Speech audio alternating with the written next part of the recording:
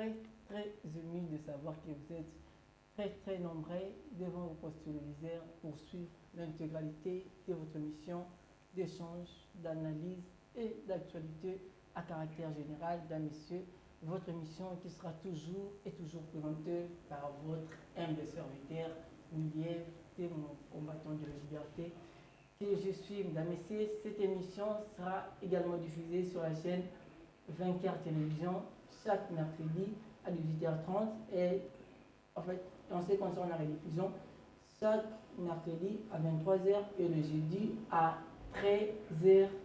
Mesdames, messieurs, c'est une émission à caractère socio-politico-juridique, une émission dont nous allons débuter à analyser, à faire des propositions pour l'intérêt de la République démocratique du Congo. Mesdames, messieurs, 4 thématiques inscrites à l'ordre du jour. Mesdames, messieurs, tout au long de cette émission, on parlera des élections de 2023. Est-ce qu'il y aura élection dans un délai constitutionnel ou non?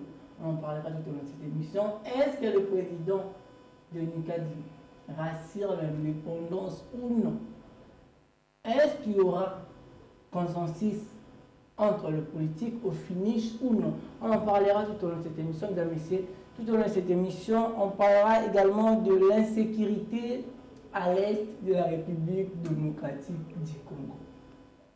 Que faudra-t-il faire pour ramener la paix à l'est de la République démocratique du Congo? Mesdames et messieurs, on en parlera tout au long de cette émission.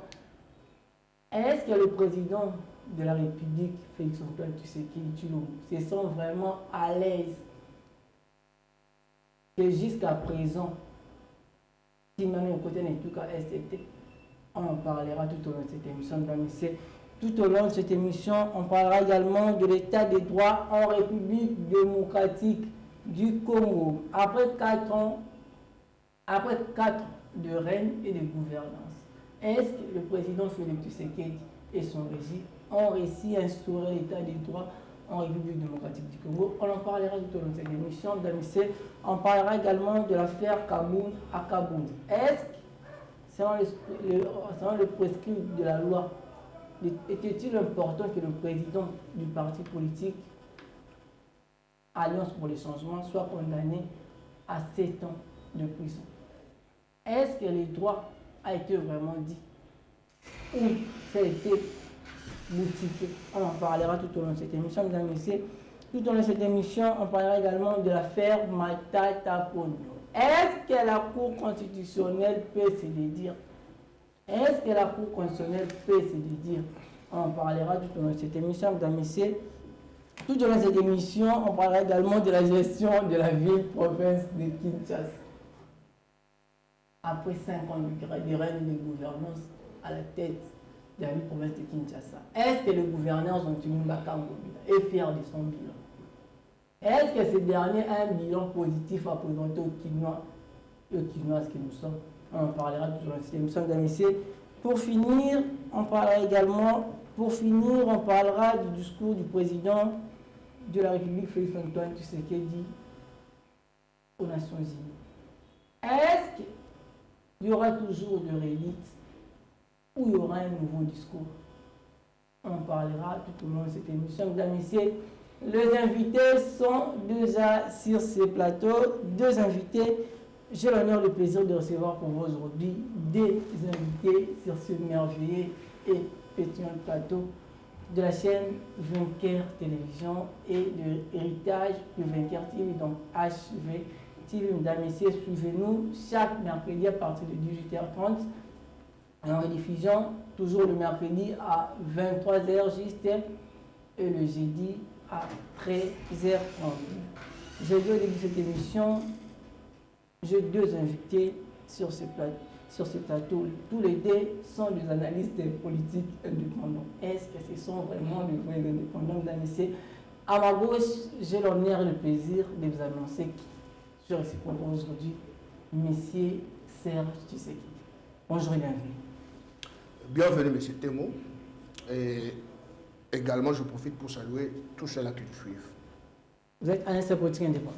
Bien sûr, je suis indépendant. Bien, mesdames et messieurs, en face de lui, c'est face à Maître Sylvain Kyunga. avocat de son État et analyste politique indépendant. Moi, je reviens. Oui, merci. Bonsoir. Comment allez-vous? Très bien.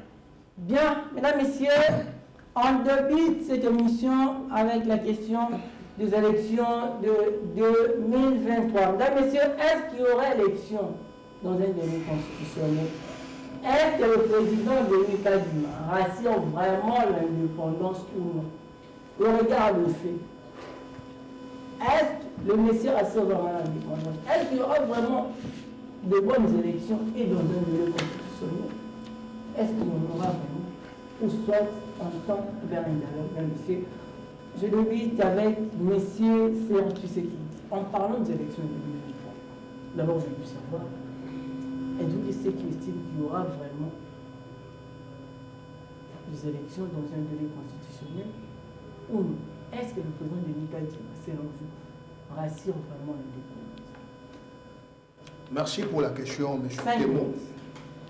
Je pense que, excusez-moi le terme, vous devriez être aveugle pour ne pas voir. Nous avons constaté tous qu'il y a eu dépôt de candidature, c'est-à-dire que le train est déjà en marche. Il y aura bel et bien élection. Je pense, oui, je pense que nous devons croire pour que cela soit possible. Parce que nous n'allons pas croire à ce que nous n'avons pas vu, nous n'allons pas nous référer à la Bible. Mais nous devrons croire, surtout s'il faut toucher à un sujet sensible comme les élections. Nous devons croire à ce que nous avons vu. Il y a eu un roulement, il y a eu tout ce qui est, le processus est respecté jusque-là. La carte électorale est bien respectée. Très bien respecté. Et je pense que je crois fermement que même les délais seront respectés. Là, c'est ce que vous estimez. C'est ce que j'estime. C'est ce que j'estime avec ce que je vois. Parce que moi, je suis optimiste. Je ne suis pas de ceux-là qui n'encouragent que parce que c'est pour la besoin de cause, ou soit on a un penchant, ou soit on est d'un côté ou d'un autre. Mais on sait bel et bien voir que les élections vont bel et bien se tenir. Parce que la CENI nous a dressé son calendrier jusqu'à preuve de contrainte. Les dates sont respectées. On a déposé une candidature. C'est là que nous continuons à douter. Je pense que... Vous êtes candidat? Je pense que je vais parler peut-être personnellement vers la fin, en ce qui me concerne. Mais là, je parle d'abord État. N'êtes-vous pas de ceux qui estiment que M. Denis Kadima ne rassure pas vraiment l'indépendance? Qu'on estime c'est de l'opposition. Je ne pense pas que c'est moi qui vous le fais dire, mais j'estime carrément que ce raisonnement-là est déplacé. Eh bien, selon vous? Selon moi. Bien, mesdames et messieurs, je rappelle que j'ai deux invités sur ce plateau. Il s'agit bien de M. Serge Tshisekedi, analyste politique indépendant. À ma droite, je Maître Silver Tunga. En fait, Maître Silver Tunga, en parlant des élections 2023, d'abord je veux savoir, au regard des indicateurs, vous de ceux qui estiment qu'il y aura vraiment l'élection de 2023, est-ce que le numéro 1 de la CENI rassure vraiment l'indépendance? Ou comme estime c'est l'opposition? Bon, avoir les élections dans les délais constitutionnels, ce n'est pas ça qui est l'essentiel. L'essentiel dans une élection, c'est que l'organisation soit bonne. On peut organiser des élections dans les délais constitutionnels et puis des élections chaotiques. Ça ne sera pas dans l'intérêt de la population ou du peuple congolais. Donc le problème des délais, pour moi, ce n'est pas ça. On peut organiser ces élections même avec un décalage d'un mois ou deux mois ou deux ou trois. Pour moi, ce n'est pas ça l'essentiel. L'essentiel, il faut que les élections soient bonnes et bien organisées. Maintenant la question. Est-ce que, tel que le préparatif se font, pourrions-nous avoir de bonnes élections? Ça, c'est la question majeure. Moi, j'en doute. Comment ça? Pourquoi j'en doute d'abord? Il y a d'abord le problème des cartes d'électeurs. Moi qui vous parle, à l'heure où je vous parle ici, je n'ai pas de carte d'électeur. Donc, je suis déjà non partant pour les élections. Je ne vais pas voter. Je vous dis la vérité. Je me suis enrôlé régulièrement à l'IMT et comme tous les Congolais l'ont constaté, ces fameuses cartes faites avec une matière, on ne sait laquelle, se sont effacées. Je me suis transporté au bureau de la CENI à Lemba, à côté de la commune. J'ai été d'ailleurs reçu d'une façon privilégiée par le président du bureau. On a demandé à ce qu'on puisse me faire un duplicata. Curieusement, mes données ne sont pas dans le serveur de la CENI. Ah mais oui, mes données ne sont pas là. Bon, j'ai laissé un temps, j'avais fait un voyage, j'ai dit je repars dans 2 semaines, le président m'a rassuré, on va chercher. 2 semaines, 3 semaines après, je suis rentré, il m'a amené jusque dans la salle machine à demander aux dames qui sont là-bas, chercher les données de maître, j'ai donné les noms et les postes noms, on a cherché par tous les mécanismes, non avec poste non, non avec prénom, on ne me retrouve pas. Et le président même de la CENI m'a aussi dit que même lui-même qui s'est fait enrôler quelque part là, même lui ne se retrouve pas dans les données. Alors, on est nombreux dans cette situation, on nous appelle des NT, non trouvés. Alors, je ne m'explique pas, je me suis fait enrôler régulièrement à l'IMT, au niveau de la 12e rue, à l'école officielle. J'ai reçu ma carte, elle s'efface, je m'amène à la CENI pour le duplicata, je ne suis pas répertorié dans le serveur de la CENI. Alors, j'ai demandé au président, bon, maintenant je fais quoi? Parce que je dois avoir une carte. Le président me dit, non, bon, on ne sait rien faire, même si vous allez au siège national, on ne vous retrouvera pas. Alors, moi je pense que je demande vraiment solennellement au président de la CENI, je crois qu'il y a lieu qu'on reprenne ces enrôlements-là, même pour 1 mois ou 2 mois. Il y a un problème. Je crois que vous avez vu les images à l'Équateur, comment les gens sont en train de mettre ces cartes-là au feu pour ressortir les données. Bon, c'est bien beau, les données ressortent avec la chaleur du feu. Mais est-ce qu'avec cette carte-là, presque brûlée, pouvez-vous aller au bureau de la CENI pour voter? C'est un problème. Donc, à l'heure qu'il est, moi qui vous parle ici, je ne sais pas comment vais-je voter. Je n'ai pas de carte. Et l'enrôlement est terminé, selon le président qui m'a dit, on ne peut pas faire un nouvel enrôlement.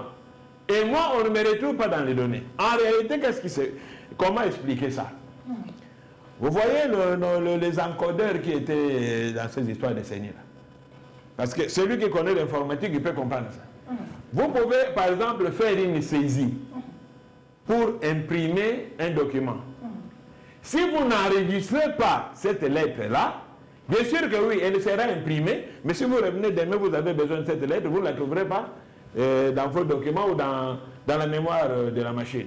Donc, il faut enregistrer d'abord avant d'imprimer. Alors, j'ai l'impression que les encodeurs qui ont été embauchés faisaient des choses à la va-vite. Ils ont produit des cartes sans enregistrer. C'est pour ça qu'on ne le trouve pas dans les données, dans les serveurs de la CENI. Sinon, il n'y a aucun miracle parce que c'est mathématique, c'est informatique. Donc, si vous n'enregistrez pas, bien sûr que oui, vous allez imprimer, mais demain, quand on rentre chercher les données de la personne, il n'y en a pas. Alors, comment allons-nous aller aux élections? Ben, maintenant, nous sommes citoyens congolais. N'avons-nous pas droit aux élections, au vote? Parce que moi, maintenant, là, je ne saurais pas voter. Donc, vous comprenez qu'on me prive d'un droit constitutionnel et ça me dérange. Donc, moi, je pense que vraiment, il faudrait qu'on reprenne ces enrôlements-là pour que nous ayons des cartes. Nous qui sommes des NT non trouvés. Vous comprenez? Donc, il y en a des gens comme ça, parce qu'au début, on pensait que les gens faisaient de la blague, parce que même moi-même, les jours où mon épouse m'a dit que sa carte s'était effacée, bon, moi j'ai pris un peu ça dans le sens de la négligence. Je dis, ben, bon, les dames. Mais moi, ma carte, elle a toujours été dans le porte-monnaie. Je n'y touche jamais, mais elle s'est effacée aussi. Donc, pour moi, je pense que ce n'est pas important qu'on aille dans la précipitation. Parce qu'il y a une grande frange de la population, non seulement ne s'est pas fait enrôler, parce que quand on a arrêté les enrôlements dans plusieurs provinces, il y a des gens qui ne se sont pas fait enrôler, faute de temps. Et puis il y a les problèmes qui se posent maintenant de nous, les NT, les non trouvés. Donc, moi je pense que, honnêtement, si on veut faire bien les choses, on peut prolonger même 2 ou 3 mois cette élection. On n'en mourra pas. On peut se prolonger ces élections? Non. Retarder de 1 ou 2 mois. Parce qu'il y a des conséquences. Si on doit reprendre l'enrôlement pour 1 mois ou 2 mois, mais il y aura un décalage sur les autres étapes. Mais moi, je ne peux pas comprendre qu'on a aux élections que nous, une partie de la population, nous n'allions pas parce que nous n'avons pas de carte d'électeur. En fait, mais pas de ces questions que ce sera une manière d'empiéter sur le calendrier électoral. Non, c'est-à-dire quoi? Vous savez, moi je pense que nous ne devons pas avoir la phobie des chiffres ou la manie des chiffres. Vous comprenez? Moi je préfère que l'élection se fasse même après 1 ou 2 mois après cette fameuse date du 20 décembre, mais que ça se fasse bien. Au lieu qu'on dise mordicus le 20 décembre ou rien, et puis on fait mal les choses. Mais attendez, le calendrier a été fait par des hommes. Ce sont ces mêmes hommes-là qui peuvent le modifier. Je vous donne un exemple simple de la CENI elle-même. Lorsqu'on a décidé dans l'enrôlement des gens, on a donné un délai. Mais quand on a trouvé qu'il y avait un mouvement, on a prolongé pour récupérer tous ces gens qui étaient encore devant les bureaux de vote. Donc, c'est l'homme qui manie les temps et les circonstances des temps. Donc, dire que si, par exemple, la CENI dit que pour des raisons techniques, bon, au lieu du 20 décembre, on va faire ça le 20 janvier, le pays va s'effondrer pour ça? Non, on doit être réaliste. Il faut que les choses se fassent bien. On ne doit pas avoir pour moi, la fixation sur la date. Si c'est le 20, le pays va mourir. Non, non, non. Moi, je pense qu'on fasse bien les choses, n'est-ce pas? Qu'on en profite aussi pour que les acteurs politiques puissent prendre langue, savoir trouver, arrondir les angles pour que la confiance naisse entre les acteurs politiques qui vont aller aux élections. Parce que c'est inutile de faire une élection pendant que ceux qui doivent compétir n'ont pas confiance à l'institution ou n'ont pas confiance aux personnes. Donc voilà ma position. Monsieur Serge Tshisekedi, en fait, en parlant d'indicateurs, ne doit pas laisser qui estime que l'opposition politique démocratique du Congo risque d'avoir raison au futur. Merci pour la question, M. Temo. Permets-moi de répondre rapidement sur ce que Maître a dit. Je suis éclairé d'apprendre que Maître veut une chose et son contraire. Comment ça? Je ne suis pas là pour défendre l'indéfendable, mais je crois que j'aime bien parler nation. J'ai eu le plaisir de trouver un néologisme, donc j'ai appris un nouveau mot auprès de Maître, les non trouvés. Quand Maître demande à ce qu'on reprenne les élections, qui dit reprendre les élections dit argent. Enrôlement. Enrôlement. Qui dit reprendre enrôlement dit argent. Vous connaissez le montant qui a été décaissé pour le processus? On ne doit pas entacher les irrégularités pour un processus qui se veut déjà clairement sans couac.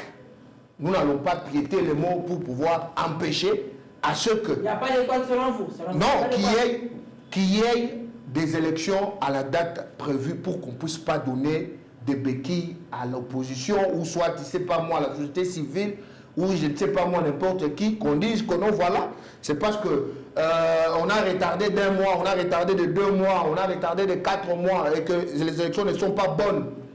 Aujourd'hui, nous avons un problème. Souvenez-vous bien que la population de l'Est, parce que quand moi je parle de l'Est du pays, je suis vraiment... je suis un peu en tristesse quand je parle de l'Est du pays. La population, la grande partie de la population qui ne s'est pas enrôlée par rapport à ceux qui sont en train de vivre de l'autre côté. Quand le chef de l'État a dit qu'il fallait annexer cette partie de la population aux élections, aux enrôlements. Bon, ça fait bruit. Mais comme on se voit qu'il y a la ferme volonté de vouloir mieux faire les choses, lui-même a dit à ce que les élections se tiennent dans les dates prévues. Moi, je pense que nous devons encourager. Nous devons encourager, au lieu qu'on puisse prêter des termes ou qu'on puisse tourner sans pour ne pas donner les raisons valables à ceux qui entachent le processus, alors laissons les élections se tenir. Moi, je demande à ce que Maître puisse revoir bien là où il était passé pour qu'on puisse lui délivrer son duplicata. Est-ce que ce n'était pas les moyens de manège, ce n'était pas les manigances fournis par nos amis de la CENI qui, malheureusement, ont besoin un peu de Madé Swabana, comme on a toujours vécu, et ils voulaient un peu sortir de la poche de Maître quelques billets, et qu'ils lui ont dit que son nom n'affichait pas, parce que moi je vois pas une institution aussi sérieuse comme la CENI n'est pas encodée, n'est pas mettre les serveurs des données biométriques pour ne serait-ce qu'enregistrer plus d'autant de millions de gens qui se sont enrôlés. Vous croyez que ça va être une perte énorme au cas où la CENI parvenait à perdre les données? Ça serait d'ailleurs une honte pour notre nation, ne pas voir que notre institution CENI, qui est réputée indépendante, puisse ne pas nous donner des mots valables, qu'on a perdu des données et que nous ne sommes pas en mesure d'organiser les élections. Ça serait une honte pour la République. Je pense qu'il est temps qu'on se mette ensemble, qu'on puisse voir dans la même direction, qu'on ne puisse pas prêter des béquilles aux gens qui ne veulent pas que les élections se tiennent. Moi, j'aimerais à ce qu'on suive ce processus et que tout le monde mette sa main dans la pâte et qu'on accompagne ces élections. Je crois qu'il est temps, parce que le seul moyen que le peuple a pour sanctionner ceux qui ont mal géré ces élections, alors nous les souhaitons. Mais en fait, monsieur Tshisekedi, en parlant, en fait, en tenant compte de ce qui vient de dire Maître, oui. Est-ce que le plus important est d'avoir impérativement des élections, ou est-ce que le plus important est d'avoir de bonnes élections? Nous sommes tous pour de bonnes élections. Je crois que là, je ne vais pas aller par quatre chemins. Je crois que je vais épouser les opinions de Maître. Nous sommes pour les bonnes élections. Alors, là où mes opinions ne croisent pas celles de Maître, c'est là où il demande des réponses, c'est là où il entache le processus. Nous sommes tous pour les bonnes élections. Parce que la crédibilité du pays en dépend. Si on n'a pas de bonnes élections, nous aurons toujours ceux-là qui aiment bien parler, ceux qui sont autour de nous, les donneurs de leçons qui viendront pour nous dire que non, voilà, les élections ont été entachées. Aujourd'hui, notre pays est enfuté de tous les termes possibles pour pouvoir discréditer ce processus. Je crois qu'il est temps qu'on puisse donner la chance à ce pays, qu'on puisse se mettre ensemble, pas prêter des intentions, pas mettre les nouveaux termes comme Maître vient de le faire. Je crois qu'il est temps. Il est temps qu'on se mette ensemble et qu'on puisse aller de l'avant. On se met ensemble, ça veut dire quoi? Bon, se mettre ensemble, ce n'est pas accepter le dialogue politique. Non, mais écoutez, tout ça, ce sont des manèges, donc des manœuvres dilatoires pour qu'on n'ait pas les élections. Tout ça, moi, je n'aime pas entendre. Dialogue et consort. Laissons les élections se tenir dans les délais prescrits par la loi. C'est important. Mais Maître, en fait, pour clore cette thématique, moi je veux savoir, n'êtes-vous pas de ceux qui estiment que l'opposition politique risque d'avoir raison au finish? Mais écoutez, vous savez, mon co-débatteur a dit que j'ai dit une chose de son contraire et il a entendu un néologisme. Bon, c'est parce que lui ne se retrouve pas peut-être dans cette situation-là. Parce que ces mots-là, c'est à la CENI que j'ai entendu ça. Non trouvé. Et ils appellent ça en sigle NET. Allez dans tous les bureaux de la CENI, on vous le dira. Donc ce n'est pas une invention de M. Kyung. On dit NET. Vous comprenez? Alors, maintenant, lorsque mon co-débatteur dit élection au 20 décembre, coûte que coûte. Moi je veux bien, je ne suis pas opposé. Mais qu'en est-il de nous qui n'avons plus de carte d'électeur à l'heure où nous parlons? C'est ça le problème. Ne sommes-nous pas congolais? N'avons-nous pas droit au vote? Moi, je suis allé au bureau de la CENI régulièrement. Contrairement aux allégations qu'il avance, sortir de l'argent, non. Ne vous répétez pas. Il a dit une chose, que peut-être on voulait me soutirer de l'argent, c'est pour ça qu'on a dit qu'on ne m'a pas trouvé. Non. Moi, je ne peux pas mettre des choses comme ça à la tête des gens de la CENI. Je suis allé une première fois. Nous étions à 2. On nous a reçus à 2 par le président du bureau. On a rempli la fiche, on a envoyé à la salle machine, et l'autre a été trouvé dans les 20 minutes qui ont passé. 20 minutes après, il avait sa carte. Moi, on me dira non, on n'a pas trouvé vos données.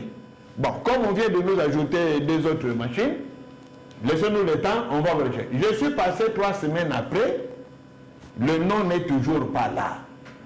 Et ce terme non trouvé NET n'a pas été créé pour moi. Il y a plusieurs personnes dans cette situation-là, dont le président du bureau lui-même. Mais oui, dont le président du bureau lui-même, qui lui aussi n'est pas trouvé dans les données. Alors c'est une question qu'il faut résoudre. C'est bien de dire les 20, on doit avoir les élections. Mais si vous avez, je ne sais pas, je n'ai pas les estimations, mais prenez une hypothèse. S'il y a 5 millions de Congolais qui sont non trouvés et qui ne voteront pas, c'est un manque à gagner d'abord pour certains candidats qui n'auront pas leurs électeurs. Et puis, nous n'aurons pas notre droit à voter. Donc moi, je n'ai pas de problème. Si on peut trouver mes données, on me donne ma carte, il n'y a pas de problème. Parce qu'au jour d'aujourd'hui, nous n'avons pas de carte d'identité. Ce document fait office de carte d'identité. Et je vais vous dire une chose. On m'a envoyé de l'argent par une agence internationale. Ça fait 3 semaines ou 1 mois maintenant, je ne sais pas retirer cet argent à cause de la carte. Et ils exigent cette carte-là.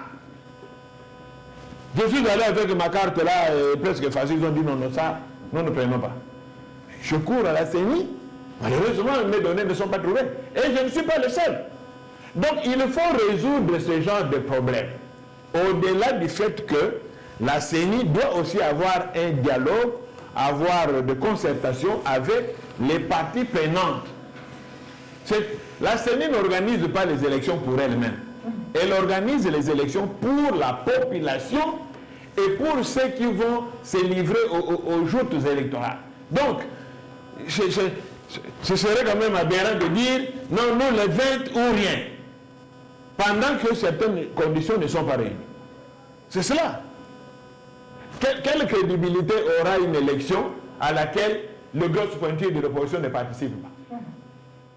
Moi, je crois qu'une fois, j'avais dit qu'avant que sans péril, on triomphe sans gloire. Si le chef de l'État actuel n'a pas de concurrent de taille, il serait content de cette élection-là? Non. Il doit se mesurer à des adversaires de taille pour qu'il soit content de sa victoire. Mais s'il se mesure à des frétins politiques là, il dira que... Non, vous avez dit c'est rare. Jusqu'à l'heure qu'il est ici, nous connaissons ceux qui ont déposé à l'heure qu'il est. Bon, le Sénat là, ça c'est le futur. On ne sait pas qui dépose, qui ne déposera pas. Mais le bureau est ouvert. Donc, le problème pour moi, ce n'est même pas le problème d'abord du dépôt, mais qu'on puisse résoudre d'abord le problème de nous électeurs. Qui à la suite de... Bon, mon collaborateur a dit ici que la CENI c'est une institution sérieuse et tout ça là. moi je veux bien. La CENI, président Kadi. Sérieuse. Mais par contre, moi je trouve qu'ils ne sont pas sérieux. Pourquoi? Mais oui, je vous donne des arguments. Je vous donne des arguments. Comment on peut expliquer que les cartes de lecteurs de 2005 jusqu'à aujourd'hui ne s'effacent pas? Les cartes de lecteurs de 2010 ne s'effacent pas jusqu'à aujourd'hui. Et les cartes de lecteurs, je crois, de 2015, ça ne s'efface pas. Même si vous frottez comme ça ne se passe pas. Comment ces cartes ici se passent? Parce que j'ai posé la question au président Asseni.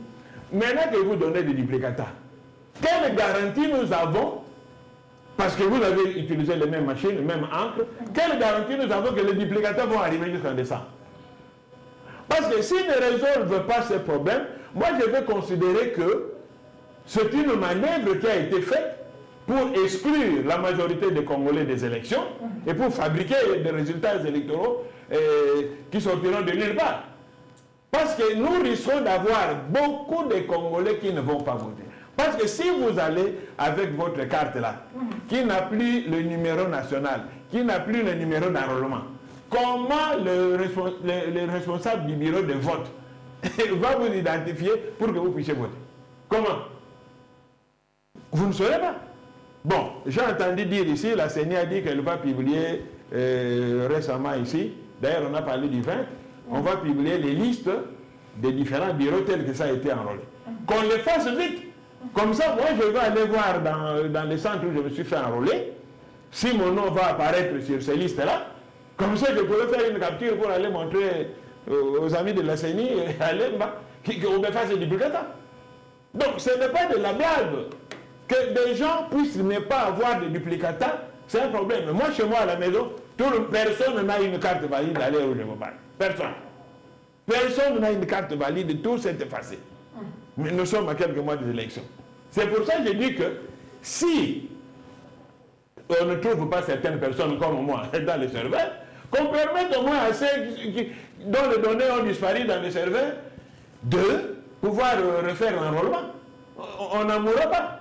Dire que reprendre l'enrôlement, ce n'est pas vouloir aller aux élections ou c'est vouloir donner des béquilles à l'opposition. Non, moi je ne suis pas de cet avis-là. En fait, regarde tout sur les relations. Ne dites pas laisser Christine qui M. Denis Kadima. En fait, n'êtes-vous pas tenté de dire que M. Denis Kadima est le plus incompétent de tous les présidents que nous avons connus à la tête de la centrale électorale?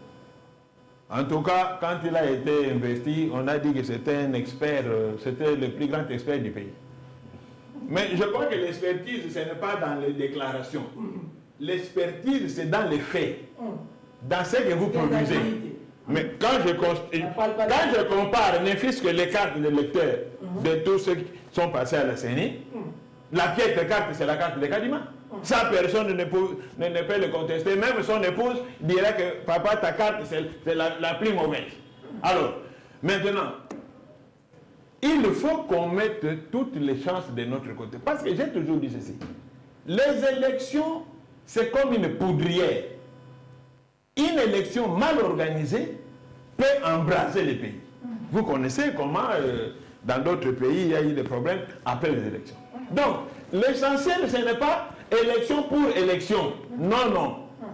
Faire des bonnes élections pour que le résultat à venir ne soit pas gravement contesté et pour qu'il y ait la paix de cœur. C'est ça que les gens cherchent. On n'a pas besoin nécessairement d'avoir élection, élection, élection. Mais nous avons eu des élections dans des délais ici. Vous avez vu des contestations, vous avez vu des guerres dans la ville de Kinshasa ici. Donc il ne faut pas qu'on réédite ça. Faisons les choses proprement. Et comme j'ai dit, que si, par la nécessité du processus, par les nécessités techniques, il y a un décalage d'un mois ou 3 mois, vraiment vous êtes sûr que quelqu'un va mourir parce qu'on a voté 3 mois après. Mais en 2016, on devait faire des élections. Nous avons voté en 2018, 2 ans après, qui est mort? Donc, moi je ne dis pas qu'il faut prolonger les élections à Artenam, mais qu'on puisse au moins donner la chance à la CENI de réunir les conditions pour que les choses se fassent bien. Parce que, bon, je ne sais pas ce qui se passe là-bas, mais vous savez que nous sommes un pays continent. Il faut que le matériel de vote arrive. Ce matériel doit être dispatché dans tous les pays. Et vous savez, un problème majeur que nous avons maintenant, nous n'avons plus d'avion. Est-ce qu'on a pris cet élément en compte? Quand on faisait le calendrier là, on avait des avions. Maintenant, on n'en a même plus. Vous avez vu des députés bloqués à l'intérieur, il y a même des amis bloqués à l'intérieur. Bon, maintenant, le dispatching des biens de la CENI, la machine, console, bulletin de vote, ça se fera comment? On n'a pas d'avion. On n'a pas d'avion. Maître Kinga, en 30 secondes, ne doute pas de ceux qui estiment qu'on doit impérativement nettoyer le fichier électoral et auditer la CENI en 30 secondes. Mais moi, je voudrais qu'on le fasse. Pourquoi? Parce que le faire va donner de l'assurance surtout à l'opposition. Parce que vous savez, il faut éviter de donner des arguments. Oui, il faut éviter de donner des arguments aux gens. Je suivis par exemple l'un des leaders de l'opposition qui a dit que si la CENI accepte que l'Église protestante et catholique fasse l'audit, les jours qui suivent, ils vont aller déposer leur candidature. Donc moi je pense que pour rassurer les gens, pour enlever l'argument dans la bouche des gens qu'il y a des choses qui ne vont pas, il n'y a pas de mal qu'on fasse cet audit-là. Tout le monde est là, on fait l'audit. Comme ça, on verra que l'argument, ceux qui refusent d'aller aux élections vont encore avancer. Mais si vous ne le faites pas, ils trouveront des arguments. Donc, pour moi, on peut accorder ces histoires-là, qu'on fasse cette fameuse audit, pour qu'on aille dans la quiétude aux élections. Calmement. Calmement, dans la paix de cœur. On ne fait pas une course. Bien, mais c'est en fait, on est une mais il ne faut pas de ceux qui estiment qu'on doit impérativement nettoyer le fichier électoral. Avant de te répondre, permets-moi de répondre. Bon, j'ai rebondi rapidement. J'ai rebondi rapidement. Je pense qu'on ne doit pas induire notre population en erreur. L'enrôlement a coûté, je crois, 100 ou quelques millions à la République. Hein? Non, je ne vais pas me répéter. Je vais juste dire à Maître que les cartes sont là pour besoin de cause, c'est-à-dire les élections. Parce qu'il y a l'ONIP qui a aussi besoin d'argent pour, n'est-ce pas, délivrer les cartes pour citoyens. C'est-à-dire que c'est cette carte-là qui va servir pour chaque citoyen se présenter, s'identifier. Alors, les actuelles cartes, c'est-à-dire, je pense que humblement, en tant que technicien, je ne suis pas là pour défendre M. Kadima, mais je pense qu'en tant que technicien, il a minimisé les dépenses pour pouvoir juste nous donner ces cartes ici qui vont juste servir besoin des causes, c'est-à-dire les élections. Et une fois les élections finies, je pense que ces cartes ne vont pas nous servir. Oui, ces cartes ne vont pas nous servir parce que l'ONU a demandé, c'est pas moi 500 millions, et c'est pas moi combien de milliards 300 millions. 300 millions, merci, 300 millions, juste pour délivrer les cartes. Je crois que les actuelles cartes ne pourront rien. Je ne crois pas pourquoi Maître doit faire tout un problème là-dessus. Je crois que ça va juste servir. Je voudrais voter. Oui, vous allez voter parce que vous serez identifié sur les listes qui seront affichées dans tous les bureaux de vote. Je pense qu'on doit être pragmatique. En parlant du nettoyage, ne dis pas de ces questions que ça doit impérativement avoir lieu. Je pense que celui qui veut aller loin doit toujours ménager sa monture. Je pense que si cela est nécessaire, je pense que je suis d'avis que ça se passe dans un délai record. Parce que là, nous avons un problème de temps. Les Anglais disent le temps, c'est l'argent. Alors nous ne devons pas être là. Ce qu'on doit faire en janvier, on envoie en décembre. Ce qu'on doit faire en décembre, on envoie en avril.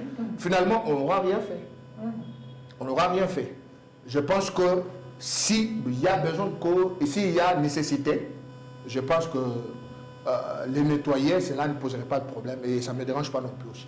Bien, mesdames, messieurs, prenons à présent le deuxième thématique de cette émission. On devait débuter avec la question de l'insécurité à l'Est, mais on débute avec la question de l'état des droits en République démocratique du Congo. Est-ce qu'il y a réellement état des droits en République démocratique du Congo? Est-ce que le président Félix Tshisekedi a réussi à instaurer l'état des droits après 5 ans de règne et de gouvernance? Est-ce qu'il a totalement réussi à instaurer l'état des droits? On RDC, mesdames et messieurs, on parle tout au long de cette émission. On parle également de l'affaire Kaboul, de l'affaire Jean-Marc Kaboul à Kaboul. Est-ce que le président du parti politique Alliance pour le changement a totalement mérité d'avoir 7 ans de prison? Est-ce qu'il a vraiment mérité sur le plan du tout? On en parlera tout au long de cette émission. On parle également de l'affaire Matata Ponyo. Est-ce que la Cour constitutionnelle peut se dire? N'est-il pas une manière de s'acharner au candidat président de la République, qui est M. Augustin Matata Ponyo, maître juridique avec vous, en parlant de l'état de droit? Êtes-vous de ces questions qu'il y a réellement instauration de l'état de droit sous Félix Tshisekedi? L'état de droit, j'ai toujours dit, c'est un processus. À l'heure où nous parlons, on n'a pas encore atteint cet idéal-là. C'est-à-dire quoi?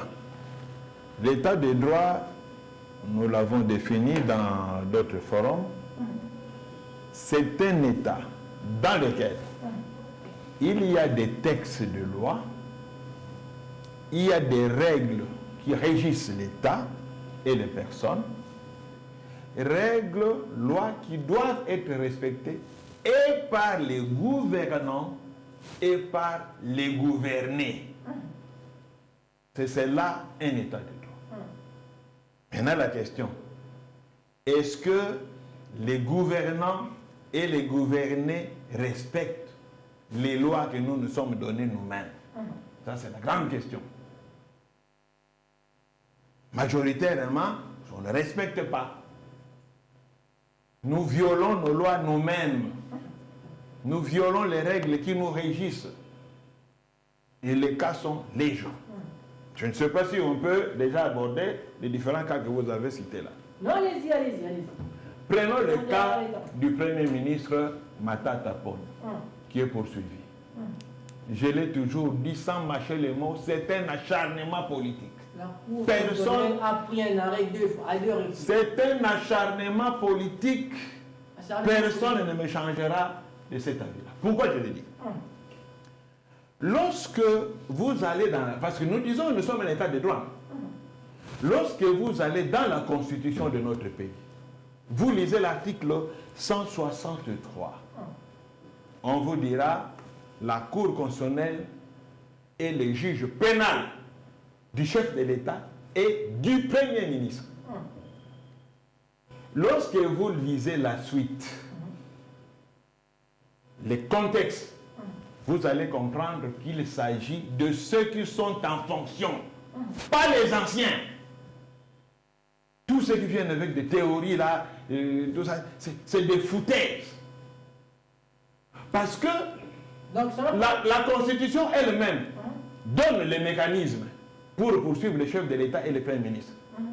Vous allez dans l'article 166. Comment y parvenir? La Constitution dit il faut que les congrès puissent siéger. C'est le congrès qui met en accusation le président de la République ou le Premier ministre. Le congrès.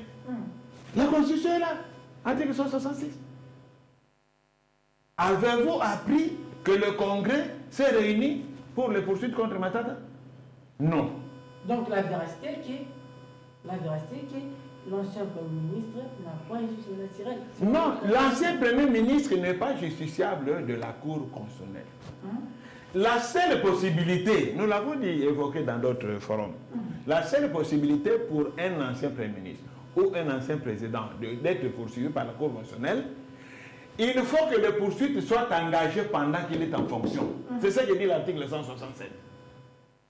Quand il est en fonction, le procureur général après la Cour constitutionnelle saisit le congrès met le président ou le Premier ministre en accusation et l'affaire, on défère l'affaire devant la Cour constitutionnelle. Lorsque la Cour constitutionnelle examine l'affaire, se déclare saisie, surtout pour les infractions, parce que là c'est uniquement les infractions qui sont commises à l'occasion de l'exercice.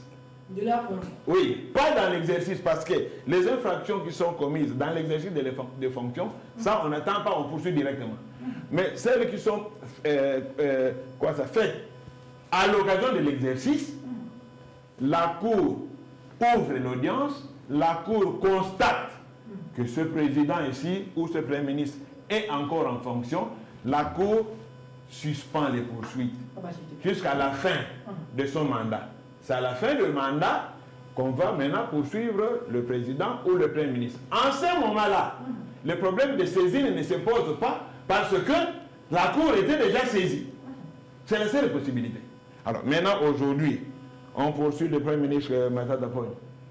Sur base de quelle décision, de quel congrès? Donc, si nous voulons, comme nous disons là, être un état de droit, soyons-le d'une façon totale. Il ne faut pas qu'on puisse charcuter, n'est-ce pas, la loi comme on veut. Bon, le reste là, par exemple, l'affaire Kabonde, vous avez dit là-bas, il a été condamné. Pour moi, cette condamnation est sévère. Elle est sévère. Pourquoi je l'ai dit? Nous avons vu des gens poursuivis ici dans ce pays pour atteinte à la sécurité de l'État, tentative de coup d'État, tout ça. Du jour au lendemain, ces gens ont été blanchis, comme des saints. Aucune poursuite. Mais pourquoi le cas de Kabonde doit poser problème? Il y a un conseiller du chef de l'État, je ne voudrais pas citer de nom ici, un conseiller du chef de l'État qui a fait des affirmations qui sont allées dans le même sens que ce que Kabonde a dit. Ce monsieur a été acquitté. Vous comprenez ça?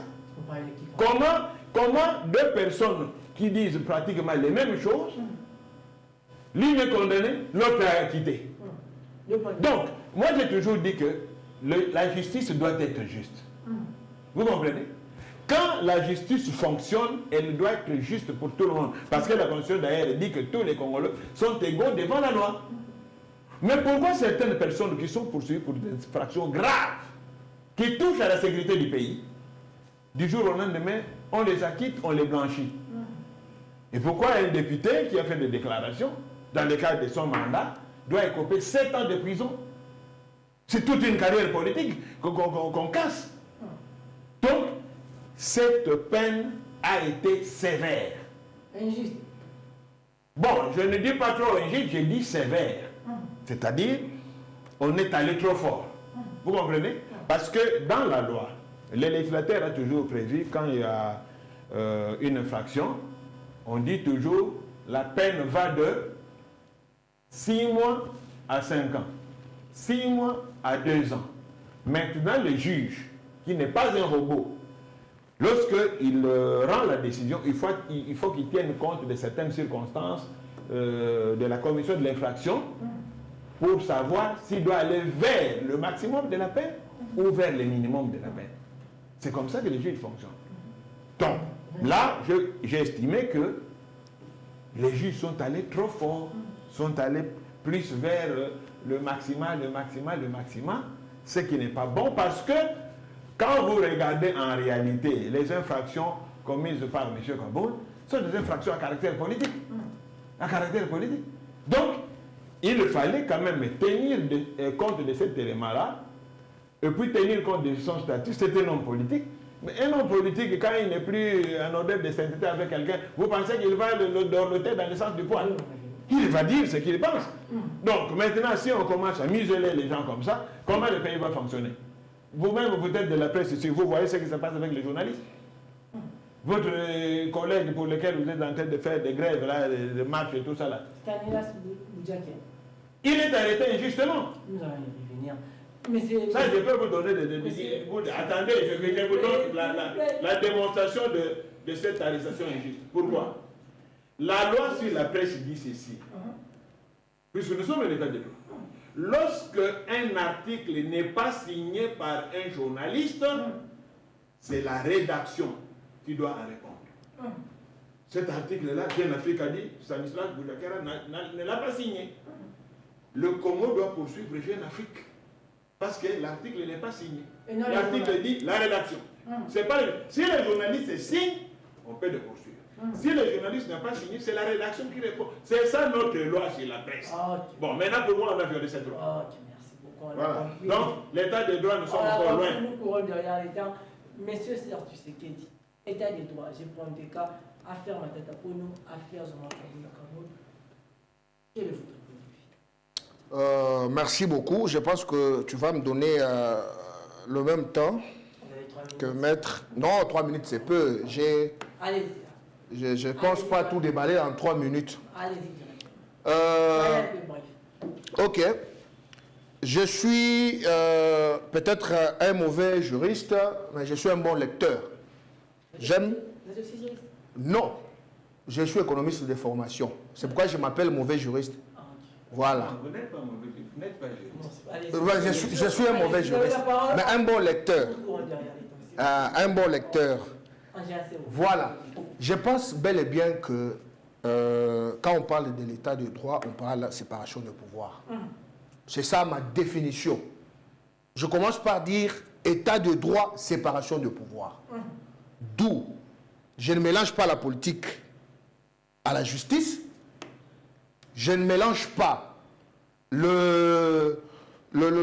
je pourrais avoir une liste un peu exhaustive par rapport à ça. Je vais aller un peu rapidement pour dire ceci. Nous savons tous que seule la mort a la capacité d'éteindre une action judiciaire, je crois. Donc, seule la mort. Je pense que tout être humain a son juge naturel.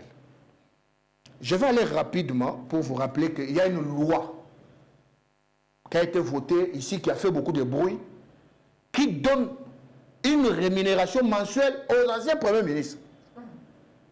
Et oui, une rémunération mensuelle, à l'époque de Bruno Tshibala. Une rémunération mensuelle. Et ces premiers ministres-là sont payés avec ces statuts-là. Vous parlez d'un décret ou de la loi? J'ai dit bien. Avant qu'une loi soit appliquée, elle doit être votée. Elle est passée par l'Assemblée. Elle a été votée. Les anciens premiers ministres sont payés. Donc, je pense que seule la Cour constitutionnelle a le droit de pouvoir juger Matata Ponyo. Et j'en vois pas. C'est la Cour constitutionnelle. Mais oui. Selon votre compréhension. Non, c'est pas ma. Mais c'est pas ma compréhension. Ici, on est pratiquement dans la loi. On parle de la loi. Voilà, on est pratiquement dans la loi. Je pense que chacun est responsable devant la justice. Alors, pour rétablir des responsabilités, on doit laisser poursuivre l'instruction au niveau de la justice. Matata Ponyo se réclame innocent. C'est bien bon. Alors, pour qu'il soit innocenté, il doit être devant la justice, qu'on puisse poursuivre l'action, qu'il puisse identifier, parce qu'il était le seul responsable de ce qui lui est reproché. Alors, s'il y a eu des collaborateurs qui sont passés par une chaîne, alors, c'est tout au long de l'instruction que tous ces noms-là et les responsabilités seront établies. S'il est innocent, la justice va le blanchir. Ah, s'il ne l'est pas, en tout cas, je pense que, noir sur blanc, à mon humble avis, je ne vois pas l'acharnement là-dedans. Je pense que c'est quelque chose de 295 millions, c'est beaucoup d'argent. Il doit nous justifier, il doit nous dire c'est passé par où. Je ne vois pas l'acharnement là-dessus. Je vais aller rapidement sur le dossier Kabound, humblement. Je vais dire que la peine, là, je vais épouser l'opinion du maître. Je vais dire que la peine a été quand même sévère. Elle a été quand même sévère parce que je pense que outrage au chef de l'État, ce sont des peines qu'on doit balancer entre 2 ans, 3 ans ou à des fois 1 année. Et en donner 7, je trouve que, bon, si je me rappelle bien, il y a eu cumul de peines. Parce qu'il n'était pas reproché seulement de l'outrage, incitation, de propagation de fausses rumeurs, tout ça. Quand vous êtes un homme politique, vous ne devrez pas, et à la trempe de Kabound, dire tout ce qu'il a dit là. Bon, c'est pourquoi deux fois j'ai toujours aimé la position de M. Vital Kamerhe, parce que quand on est un homme d'État, on doit savoir garder un peu sa langue quelquefois, ne pas dire n'importe quoi sous peine de colère ou quoi que ce soit.